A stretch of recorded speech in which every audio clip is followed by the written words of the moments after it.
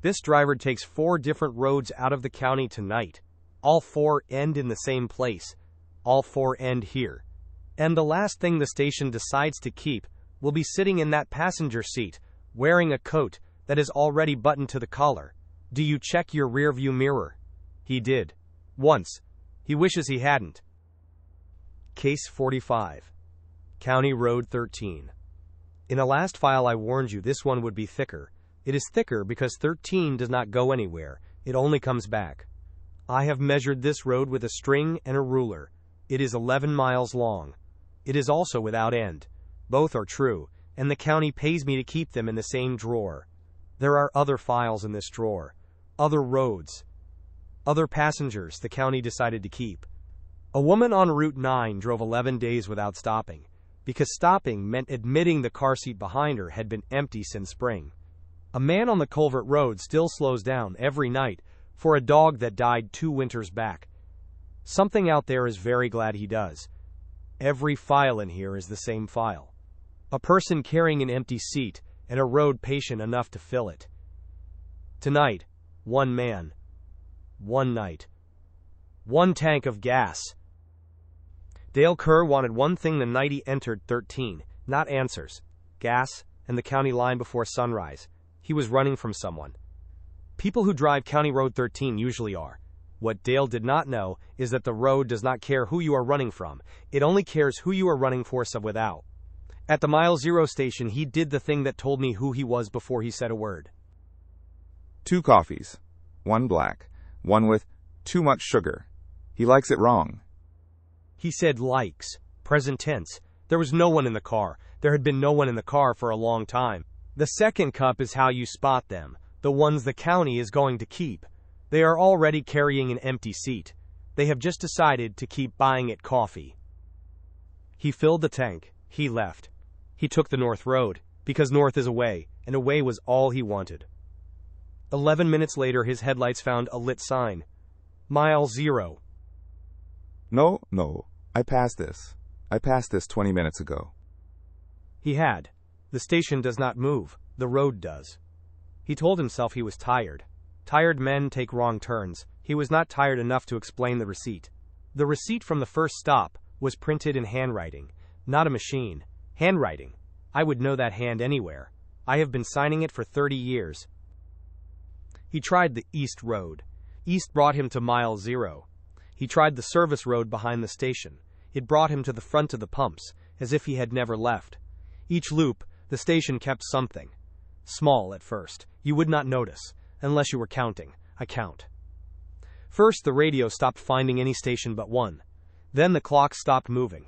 3:47. It is always 3:47. Then the tank stopped emptying. He drove an hour and the needle rose. The station did not want him to run out. Running out would have let him stop. Then the second coffee was warm again. He had not bought a new one. Then he glanced in the mirror on an empty road. And the man looking back was older than the man who had left the pumps. The station was keeping his time too. And the coat he had thrown on the seat himself had, somewhere in the loops, buttoned itself to the collar. Once, his phone found a single bar and played him a voice memo he did not remember recording. It was his own voice, and it said, "Take the left fork." He had not recorded that. He would record it later. Mile Zero keeps the order of things loosely. And then, from the empty seat, 2 taps on the dashboard, the way someone used to, right before a long drive. Dale did not teach anyone to do that. He only knew one person who did. Okay, I'm not going to look at the seat. I just have to drive. I just have to not look. That is the rule he made. It is a bad rule. It is the same rule he made the first time at this same station years ago. He tried to be clever. There was another car ahead. Taillights. A real driver. Someone who knew the way out. He followed them for 6 miles, and for 6 miles he let himself believe.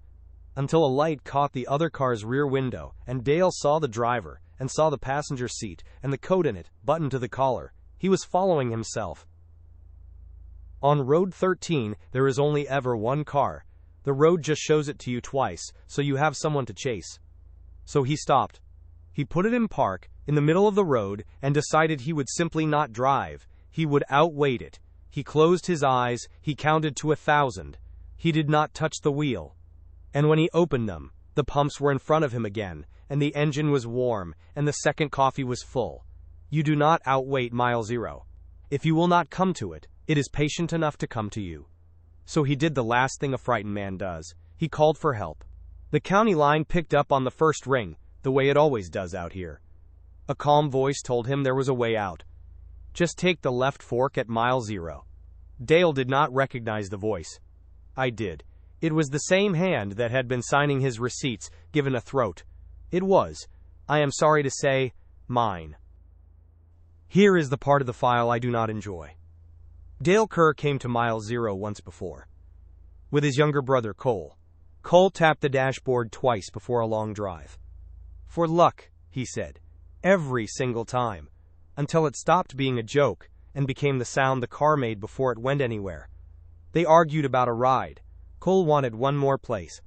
Dale was tired and said, not tonight. The way you say a thing you are sure you can take back tomorrow. And Dale drove away. He meant to come back. He meant to come back the way you mean to return a call.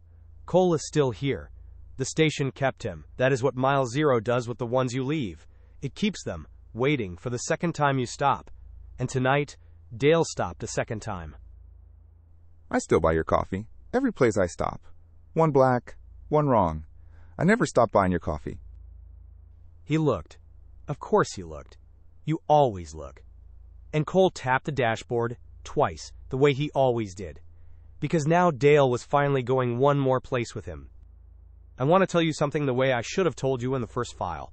The county has a dispatcher. Someone decides which road a lost driver is told to take. When Dale Kerr called in, stalled and frightened at the edge of 13, a voice told him to take the left fork at mile zero. That voice was mine. I always tell them to take the left fork. I have told them to take it for 30 years. These are the others. The names I crossed out are not cancellations. They are deliveries. I used to think I was helping them find the way out. I have stopped being able to tell whether I am the man who files these cases or the man the county uses to fill the passenger seats. There is one card I never show anyone. The oldest. The name is torn off because I tore it off. I could not sign a delivery I made myself. 30 years ago, a voice told me to take the left fork at mile zero. And I did. That is how the county keeps a dispatcher. It keeps one of you and lets you keep the rest. Dale Kerr's car was found at mile zero at dawn. Full tank. Engine warm. Both doors closed. The driver's seat was empty. The passenger seat was not. On my desk this morning there are 2 coffees. I did not buy them. One is going cold. The other is staying warm. And I have decided not to look at the chair across from mine. I made that rule a long time ago. It is a bad rule. Case status: open. Classification: recurring roadway. Occupancy +1. Is there someone in the passenger seat of your life you have stopped looking at? Mile zero remembers them. It is very patient.